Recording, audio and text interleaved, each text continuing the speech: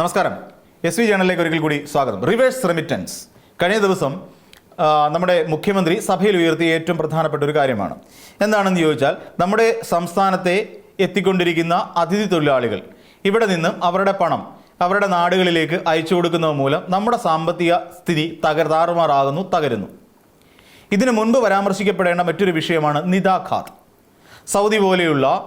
Saudi Arabia പോലുള്ള രാജ്യങ്ങളിൽ അവർ നടപ്പിലാക്കാൻ ശ്രമിച്ച സ്വദേശീവൽക്കരണത്തിന് പേരാണ് നിദാഖാത്ത്. ഈ നിദാഖാത്തുമായി ബന്ധപ്പെട്ടുകൊണ്ട് നമ്മുടെ സംസ്ഥാനത്തെ കേരളത്തിലുള്ള നിരവധി പ്രവാസികൾ വളരെ വലിയ തോതിൽ ആശങ്കാകുലരാകുകയും വിഷമിക്കുകയും ചെയ്യുന്നത് നമ്മൾ കണ്ടതാണ്. എന്തുകൊണ്ടാണെന്ന് വെച്ചാൽ, അവർ അവിടുത്തെ സ്വകാര്യ മേഖലകളിലേക്ക് തദ്ദേശീയരായ തൊഴിലാളികളെ നിയമിക്കുക എന്നുള്ളതാണ്. പകരം അവിടെ അതുവരെ പ്രവർത്തിച്ചുകൊണ്ടിരുന്ന ജോലി ചെയ്തുകൊണ്ടിരുന്ന അവിടെയുള്ള മറ്റ് രാഷ്ട്രങ്ങളിലെ ആളുകളെ പുറത്തേക്ക് പറഞ്ഞു വിടുന്ന ഒരു സാഹചര്യം.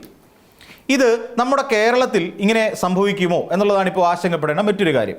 എന്തുകൊണ്ടാണ് ഇത് പറഞ്ഞത് എന്ന് ചോദിച്ചാൽ, ഇവിടെ അദ്ദേഹം പറയുന്നത് ഇങ്ങനെയാണ്: നമ്മുടെ കേരളത്തിൽ ഉണ്ടാക്കുന്ന പണം അവർ ആഴ്ചതോറും അവരുടെ സ്വന്തം നാടുകളിലേക്ക് ഗൂഗിൾ പേ വഴി അയക്കുന്നു. ഇതുമൂലം നമ്മുടെ കേരളത്തിലെ സാമ്പത്തിക നഷ്ടമുണ്ടാകുന്നു. അവരിവിടെ ആകെ ചെലവഴിക്കുന്നത് ഒരു ഗോതമ്പ് മാവിൻ്റെയോ അല്ലാന്നുണ്ടെങ്കിൽ ഉള്ളി മേടിക്കുന്നതിൻ്റെയോ ഡാല് മേടിക്കുന്നതിൻ്റെയോ തുക മാത്രമാണ് എന്നാണ് പറയുന്നത്. എന്നാൽ ഇതുമൂലം നമ്മുടെ കേരളത്തിലെ തൊഴിൽ നഷ്ടപ്പെടുന്നു, കേരളത്തിൻ്റെ സമ്പദ്ഘടനയിൽ തടസ്സമുണ്ടാകുന്നു. ഇതാണ്.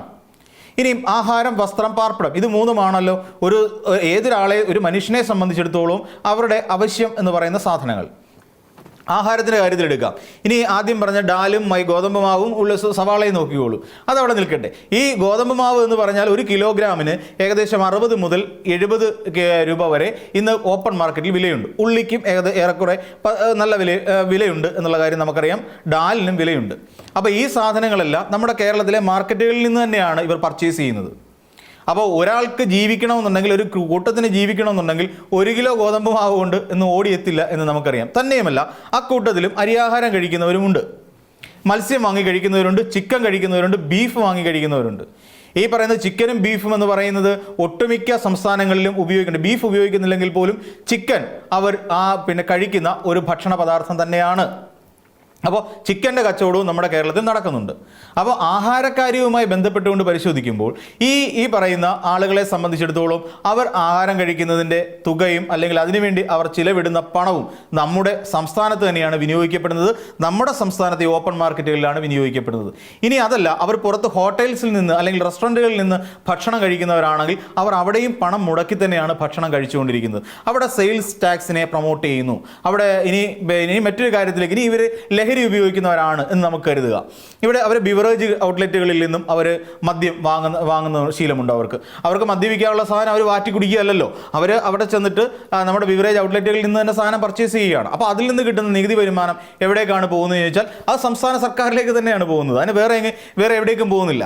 അവർ കടയിൽ പോയിട്ട് അവർ പുകവലിക്കുന്ന ആൾക്കാരായിരിക്കും. അപ്പോൾ അവർ പുകവലിക്കുന്ന ആൾക്കാർ അവിടെ ചെന്നിട്ട് ഈ സാധനങ്ങൾ പർച്ചേസ് ചെയ്യുമ്പോൾ, ഒരു സിഗരറ്റ് വാങ്ങുമ്പോൾ അതിൻ്റെ നികുതി അടക്കം സർക്കാരിലേക്കാണ് പോകുന്നത് എന്നുള്ളതും നമുക്ക് മനസ്സിലാക്കാം. ഇതിൻ്റെ എല്ലാം GST എവിടേക്കാണ് പോകുന്നത്? ആ GST വിഹിതവും നമ്മുടെ സംസ്ഥാനത്തെ അല്ലെങ്കിൽ നമ്മുടെ നികുതി എന്നുള്ള നിലയിലേക്ക് അത് എഴുതി കൂട്ടപ്പെടുകയും ചെയ്യും. ഇനിയും നമ്മൾ നോക്കിക്കോളൂ, ഇനി അവശ്യ സാധനം അവർ കുളിക്കണം. അതുമായി ബന്ധപ്പെട്ടുകൊണ്ട് സോപ്പ്, ചീപ്പ്, ബ്രഷ്, ടൂത്ത് പേസ്റ്റ് തുടങ്ങിയ സാധനങ്ങൾക്കും GST ഉള്ള സാധനങ്ങൾ തന്നെയാണ്. അപ്പോൾ ഇവയെല്ലാം എന്ത് ചെയ്യുന്നു? ഇവർ വാങ്ങുന്ന ഓരോ പ്രോഡക്റ്റും ഇവർ എന്ത് ചെയ്യുന്നു? ഇതിൻ്റെതെല്ലാം ടാക്സും ഇവരിലേക്ക് തന്നെ, നമ്മുടെ സംസ്ഥാന സർക്കാരിലേക്ക് തന്നെ എത്തിപ്പെടുന്ന സാഹചര്യവും നമ്മുടെ മുന്നിലുണ്ട്. നമുക്കറിയാം, ഇവർ പോയ സമയത്ത് ഇവിടെ ഉണ്ടായ ഒരു വലിയ പ്രശ്നമായിരുന്നു നമ്മുടെ റെസ്റ്റോറൻറ്റുകൾ, ഹോട്ടൽസ്, ഇതെല്ലാം. അതായത് ഇവർ ഇതുമായിട്ട് ബന്ധപ്പെട്ടുകൊണ്ട് ISRമായി ബന്ധപ്പെട്ടുകൊണ്ട് ഇവരെല്ലാവരും അവരുടെ നാട്ടിലേക്ക് വോട്ട് ചെയ്യാനായി നാട്ടിലേക്ക് പോകുന്ന സ്ഥിതിവിശേഷം ഉണ്ടായി. ഈ സ്ഥിതിവിശേഷം ഉണ്ടായ സാഹചര്യത്തിൽ നമ്മുടെ കേരളത്തിലുണ്ടായ പ്രശ്നം എന്താ? നമ്മുടെ റെസ്റ്റോറൻറ്റുകൾ അടഞ്ഞു കിടന്നു, നമ്മുടെ ഹോട്ടൽസ് അടഞ്ഞു കിടന്നു, നമ്മുടെ നിർമ്മാണ മേഖല സ്തംഭിച്ചു. അങ്ങനെ എന്തെല്ലാം മാറ്റങ്ങൾ നമ്മുടെ സംസ്ഥാനത്തിനകത്തുണ്ടായി? ഇവർ വന്ന് നിർമ്മാണ മേഖലയിൽ പണിയെടുക്കുന്നു. നിർമ്മാണ മേഖലയിൽ വെറുതെ വായുവിലല്ലല്ലോ അവർ ചെയ്യുന്നത്. അതുമൂലം അതിനുവേണ്ടി ഉപയോഗിക്കുന്ന നിർമ്മാണ സാമഗ്രികൾ, ആ നിർമ്മാണ സാമഗ്രികൾ എത്തുമ്പോൾ അതിൽ നിന്നുണ്ടാകുന്ന ടാക്സ്, അപ്പോൾ ഇതെല്ലാം എവിടേക്കാണ് പോകുന്നത്? അപ്പം ഈ പറയുന്ന കമ്പിയാണെങ്കിലും മെറ്റലാണെങ്കിലും സിമൻ്റ് ആണെങ്കിലും മണലാണെങ്കിലും അതിനുവേണ്ട ഇഷ്ടികകളാണെങ്കിലും ഇതെല്ലാം ടാക്സബിളാണ്. അപ്പോൾ ഇത്തരത്തിലുള്ള തുകകൾ എവിടേക്കാണ് പോകുന്നത്? അപ്പം ഈ നിർമ്മാണ മേഖലയുമായി ബന്ധപ്പെട്ടുകൊണ്ട് നിൽക്കുന്ന ആ മേഖല സ്തംഭിച്ചു. അതുമൂലം ആ പറയുന്ന നിർമ്മാണ സാമഗ്രികളുടെ ഇതുമായി ബന്ധപ്പെട്ടുകൊണ്ടും വലിയ വിഷയങ്ങൾ നമ്മുടെ സംസ്ഥാനത്തിനകത്തുണ്ടായി. അപ്പോൾ അത് പിന്നെ ഈ രീതിയിലൊക്കെ നമുക്ക് മാറ്റങ്ങൾ ഉണ്ടായിട്ടുണ്ട്. വാടക ഇനിയിപ്പോൾ അവർ താമസിക്കുന്ന സമയത്ത് ആ വാടക കൊടുത്തിട്ടാണ് അവർ താമസിക്കുന്നത്. ചിലരൊക്കെ ഇവിടെ ഫാമിലിയായിട്ട് കുടുംബവുമായിട്ട് വന്ന് താമസിക്കുന്ന അതിഥി തൊഴിലാളികളുണ്ട്. അവർക്ക് ഒരു വീടെടുത്ത് താമസിക്കുമ്പോൾ ആ വീട്ടുടമയ്ക്ക് നിശ്ചിതമായ വരുമാനം കൊടുക്കാൻ അവരെ കൊണ്ട് സാധിക്കുന്നുണ്ട് എന്നുള്ളതാണ്. അപ്പോൾ അതവിടെയും നടക്കുന്നു. ഒരു കുടുംബമായി താമസിക്കുമ്പോൾ തീർച്ചയായിട്ടും അവരുടെ വീട്ടിലേക്കുള്ള സാധന സാമഗ്രികൾ അവർക്ക് വാങ്ങേണ്ടി വരുന്നു. കുട്ടികൾക്കുള്ള ഉടുപ്പുകൾ, വസ്ത്രങ്ങൾ തുടങ്ങിയ സാധനങ്ങൾ അവർ വാങ്ങേണ്ടി വരുന്നു. ഇതിനെല്ലാം എവിടെ നിന്നാണ്? അല്ല, ഇവരാരും തുന്നിയെടുക്കുന്നതല്ലോ, ഇവർ പുറത്തുള്ള ഒരു ഓപ്പൺ മാർക്കറ്റിൽ നിന്ന് പർച്ചേസ് ചെയ്യുന്ന സാധനങ്ങളാണ്. അപ്പോൾ അതിന് ടാക്സുകളടക്കം നമ്മുടെ സംസ്ഥാനത്തേക്കാണ് വരുന്നത്. ഇത് കൂടാതെ ആസൂത്രണ ബോർഡിൻ്റെ, അതായത് പ്ലാനിംഗ് ബോർഡിൻ്റെ ഒരു പഠനമനുസരിച്ച്, കണക്കുകൾ പ്രകാരം നമ്മുടെ സംസ്ഥാനത്ത് അതിഥി തൊഴിലാളികൾ പ്രതിവർഷം 10,000 കോടി രൂപയാണ് ചെലവഴിക്കുന്നത് എന്നാണ്. അപ്പോൾ മുഖ്യമന്ത്രി സഭയെ തെറ്റിദ്ധരിപ്പിക്കാനല്ലേ ശ്രമിക്കുന്നത്? 10,000 കോടി രൂപ അവരിവിടെ മുടക്കിക്കൊണ്ടിരിക്കുന്നു അതിഥി തൊഴിലാളികൾ എല്ലാ തരത്തിലും. ഞാൻ ഈ പറഞ്ഞ മേഖലയിൽ ലോട്ടറി തന്നെ അവരെന്തോരം ലോട്ടറി എടുക്കുന്നുണ്ട്. നമ്മൾ ലോട്ടറി കടകളിലേക്ക് അല്ലെങ്കിൽ ലോട്ടറി വിൽപ്പന കേന്ദ്രങ്ങളിലേക്ക് പോകുമ്പോൾ നമ്മുടെ കേരളത്തിലുള്ളവർ ലോട്ടറി എടുക്കുന്നത് പോലെ തന്നെ അതിഥി തൊഴിലാളികൾ ലോട്ടറി എടുക്കുന്നുണ്ട്. അതിൽ നിന്ന് വരുന്ന ടാക്സും ഈ പറയുന്ന അവരിലേക്ക് തന്നെ നമ്മുടെ സംസ്ഥാനത്തേക്ക് തന്നെയാണ് പോകുന്നത്. ഇവിടുന്ന് ഒരു ലോട്ടറി എടുത്തിട്ട് അവരുടെ നാട്ടിലേക്ക് പോയി കഴിഞ്ഞാലും ആ ലോട്ടറി അടിക്കുന്ന തുക നമ്മുടെ സംസ്ഥാന സർക്കാരിൻ്റെ ടാക്സ് ഇനത്തിലേക്കാണ് വരുന്നത്.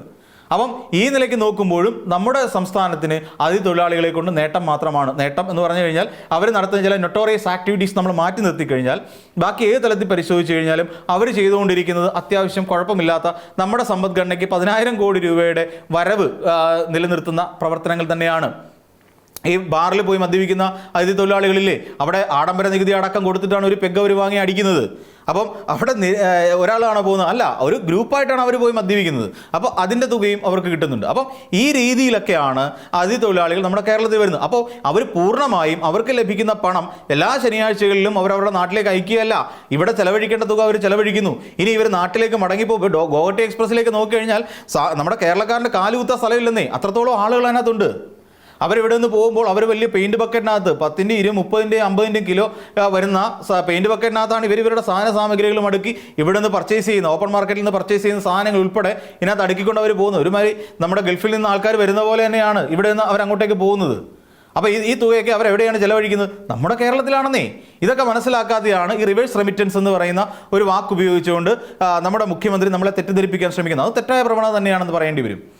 പിന്നെ മറ്റൊരു കാര്യം, ഒരു മുഖ്യമന്ത്രി എന്നുള്ള നിലയിൽ ഒന്നും പറയാൻ പാടില്ലാത്ത കാര്യമാണ്. കാരണം ഇത് തരത്തിൽ പറഞ്ഞാൽ മണ്ണിൻ്റെ മക്കൾ വാദം ഉയർത്തുന്നതിന് തുല്യമാണ്. നമ്മുടെ കേരളത്തിലുള്ളവർക്ക് കേരളത്തിൽ തന്നെ പണിയെടുക്കുക എന്ന് പറയുന്നൊരു അവസ്ഥയുണ്ടല്ലോ.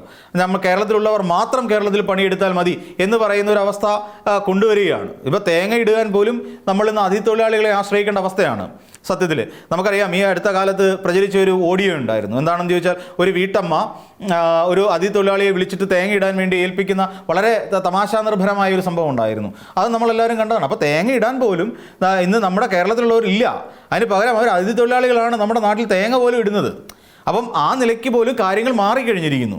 അപ്പം ഇവരെ മാറ്റിക്കൊണ്ട് ഈ പറയുന്ന അതിഥി തൊഴിലാളികളെല്ലാം അടിച്ചോടിക്കുമ്പോൾ നമ്മുടെ നിർമ്മാണ മേഖലയാണെങ്കിലും ഈ റെസ്റ്റോറൻ്റ് ആണെങ്കിലും എത്ര കാലം അടച്ചിടപ്പെടേണ്ടി വരും എന്നൊന്ന് ആലോചിച്ച് നോക്കിക്കോളൂ. അതുമൂലം ഉണ്ടാകുന്ന വരുമാന നഷ്ടം എത്രത്തോളം ഉണ്ടാകും എന്നതിനെക്കുറിച്ച് നമ്മൾ ആലോചിക്കണം. അപ്പം ഒരു മുഖ്യമന്ത്രി എന്നുള്ള നിലയിൽ ഇരുന്നു കൊണ്ട് ഇത് പറയാൻ പാടില്ലായിരുന്നു എന്നുള്ളതാണ്. ഇവിടെ നമ്മൾ പരിശോധിച്ചാൽ രണ്ട് മുഖ്യമന്ത്രിമാരും, അതായത് ഇനി മുൻ മുഖ്യമന്ത്രിയും ഇപ്പോഴത്തെ മുഖ്യമന്ത്രിയും തമ്മിൽ ഒരുപാട് വ്യത്യാസമുണ്ട്. കാരണം അന്നത്തെ മുഖ്യമന്ത്രി പിണറായി വിജയൻ ആയിരുന്ന ആൾ ഒരിക്കൽ കള്ളം പറഞ്ഞിട്ടില്ല. അദ്ദേഹം പറയുന്ന വാസ്തവമായിരിക്കും. പറ്റുന്ന കാര്യം പറ്റുമെന്നും പറ്റാത്ത കാര്യം പറ്റില്ല എന്നും പറയും. ഒരാളുടെ മുഖത്ത് നോക്കി പൂക്കിച്ചിരി ഇരിക്കാനും നാവ് വളച്ച് കാണിക്കാനും ഒന്നും അന്നത്തെ മുഖ്യമന്ത്രി പിണറായി വിജയൻ പരിശ്രമിച്ചിട്ടേ ഇല്ല. അതേസമയം ഇവിടെ അതല്ല, ആൾക്കാരെ ചിരിച്ചും നാക്ക് വളച്ച് കാണിച്ചും താൻ പറയുന്ന കള്ളങ്ങളെ സത്യമാക്കി ജനങ്ങളെ ബോധിപ്പിക്കുക എന്നൊരു പുതിയൊരു നടപടിക്രമം കൂടി മുഖ്യമന്ത്രി സ്വീകരിച്ചിട്ടുണ്ട്. ഇതൊന്നും കേരളത്തിൻ്റെ വികസനത്തിനോ കേരളം നേരിടാൻ പോകുന്ന അല്ലെങ്കിൽ കേരളത്തിൽ ഉണ്ടാകാൻ പോകുന്ന ഒരു വലിയ നഷ്ടങ്ങൾക്കോ ഒന്നും ഇതൊരു പരിഹാരമാവില്ല എന്ന് നമ്മൾ ഓർക്കുക എന്ന് മാത്രമേ ഉള്ളൂ. അപ്പോൾ മറ്റൊരു വീഡിയോയുമായി നമുക്ക് വീണ്ടും കാണാം.